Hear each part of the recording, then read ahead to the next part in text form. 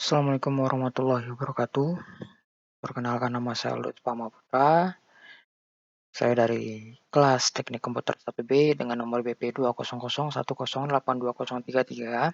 Pada kesempatan kali ini saya akan sedikit menjelaskan tentang perangkat output, input, BIOS, dan langkah-langkah perakitan PC dalam mata pelajaran instalasi komputer.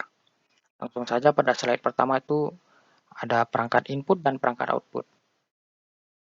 Definisi dari perangkat input adalah merupakan perangkat masukan yang digunakan untuk mengontrol sebuah komputer.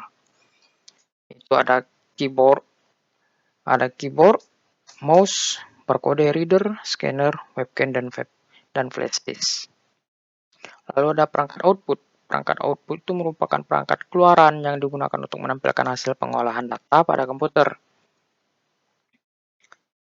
Contoh perangkat output itu monitor, printer, headphone, dan speaker. Terus ada hardware. Hardware merupakan perangkat keras adalah sekumpulan komponen fisik pada komputer yang bertugas menyusun perangkat komputer sesuai atau supaya komputer bisa berfungsi seperti seharusnya. Itu contohnya itu ada power supply, hard disk, dan motherboard.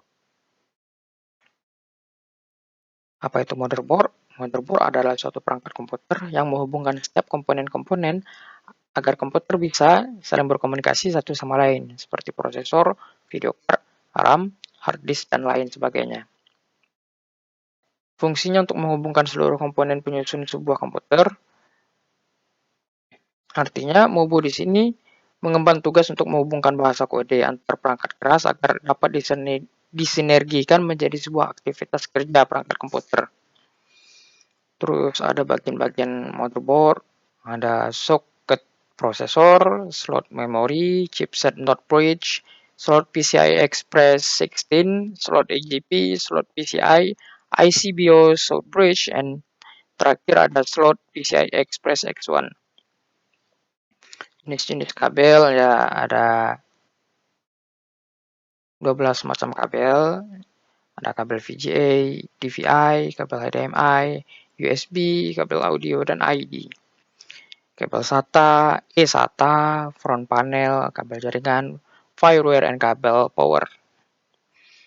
Kita masuk ke langkah-langkah dalam merakit PC. Itu pertama kita memasang prosesor pada motherboard, kedua memasang memori pada soket motherboard, memasang baterai CMOS, oleskan pasta prosesor, lalu yang kelima masukkan fan prosesor pada motherboard.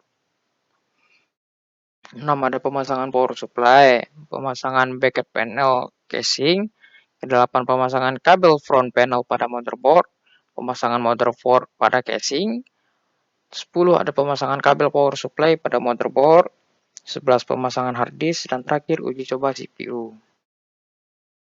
Nah, kita masuk ke tentang BIOS atau Basic Input Output System.